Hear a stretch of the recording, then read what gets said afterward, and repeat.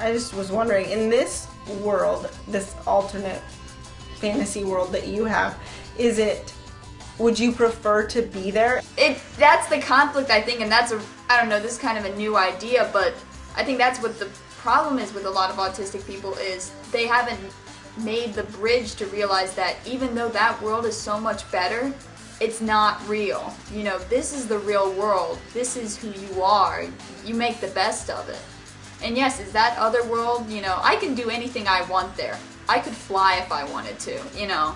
My characters don't, but, you know, that, all the epic happens. It's like a movie. It's also fancy and flashy, and yes, oh, I'd rather be there sometimes, but I realize that's not real. And so it's a fun almost getaway sometimes, but I'd rather live here just because I know that's not real. And I would imagine some parents would want to, you know, really pull their kids out of this other world and encourage them not to go into it. What's your perspective with that? I've heard of a lot of parents doing certain therapies or whatever to force their kids to stay in this world, and I think that's just wrong, because a lot of what I've done to learn how people interact is have my characters interact with this world, and I think logically, what does this character want? What does this character want? How do they interact? And it taught me so much about why people do things. So when I go out in the real world, I see like why they're behaving this way, and it's all because of my world. And I think if you're trying to pull kids out of the world, it's one, denying them part of their identity, and two, I think they're a lot less experienced for it. It's part of who they are. If you try to pull them out, you're ripping a part of them away. Now, is there a certain theme to your world? Is there something that makes it fun, maybe? And is there any kind of commonalities between your world and other people with autism that you've met?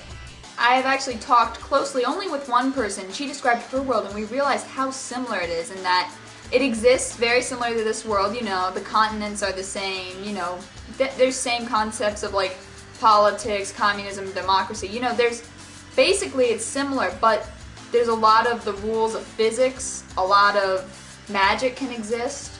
You know, there's no rules in terms of that. So her world, like, a lot of people had magic abilities and they could do anything. And in mine, there's more than one human species. There's several humanoid species, and they can all interact and fight, and it adds a whole nother realm, and it's just so much cooler than this world.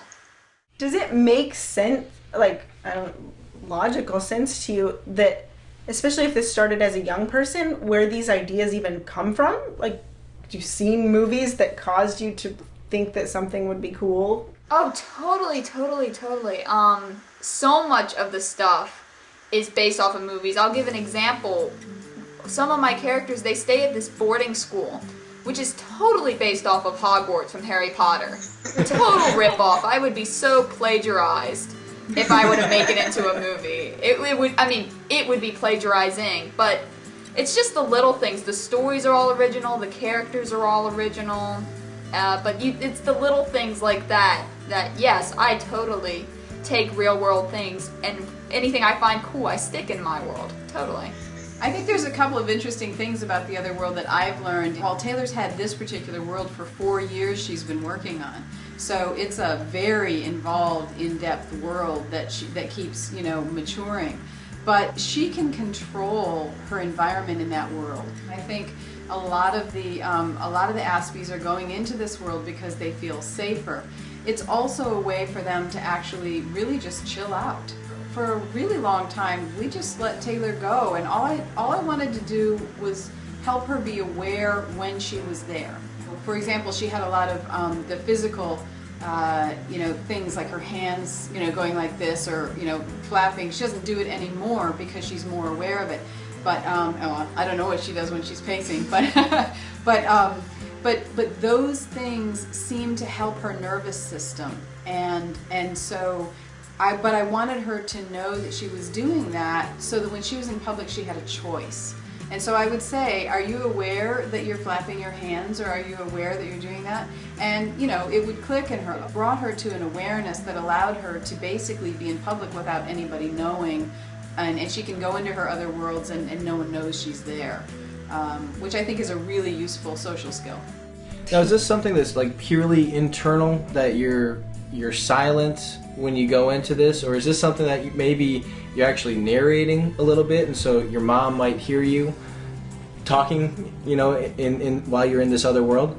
Well, I've noticed there is some physical interaction with the world. A lot of times, I have a recorder on my computer, and sometimes when I'm done recording music, I'll accidentally leave it on, and I've picked up myself pacing in my room, and it sounds, I'll speak a little bit, but it'll be like gobbledygook. Like you couldn't tell what I was saying. It would be like more like murmuring.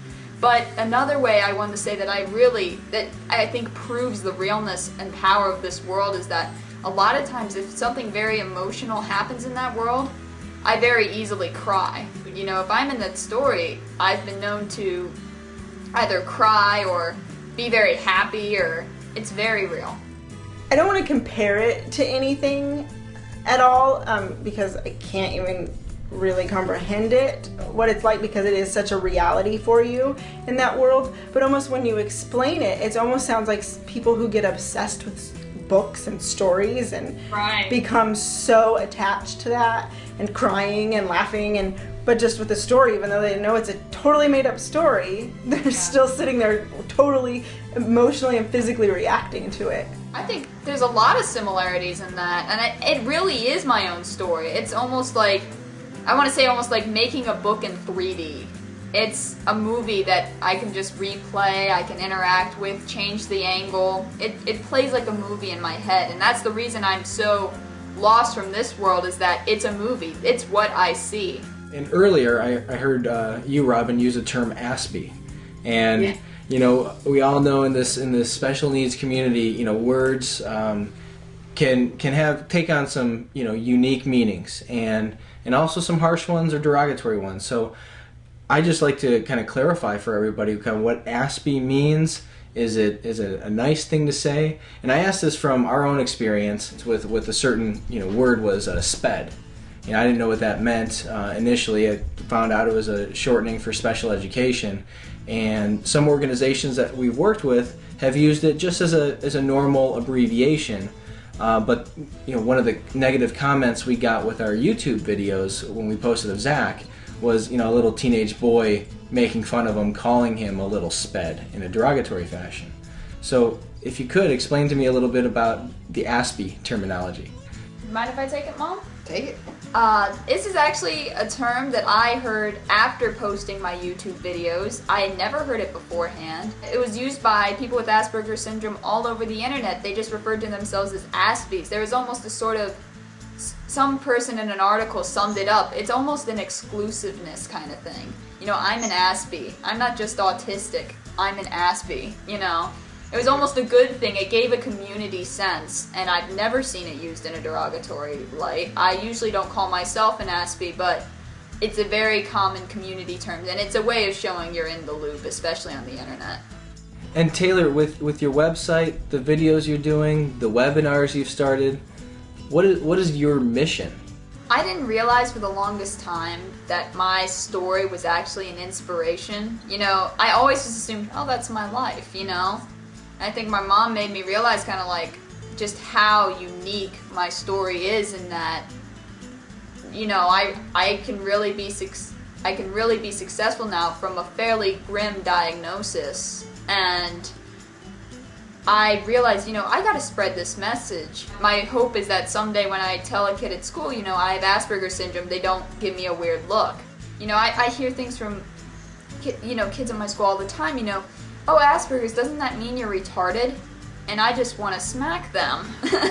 And, you know, and it's that ignorance, and I think a lot of what I want to do is give hope and give awareness to the people who don't have a loved one who's autistic. Thank you, too, for joining us. Be sure to comment below on the video, let us know what you think, and, of course, stay tuned next week for another episode of Exceptional Family TV.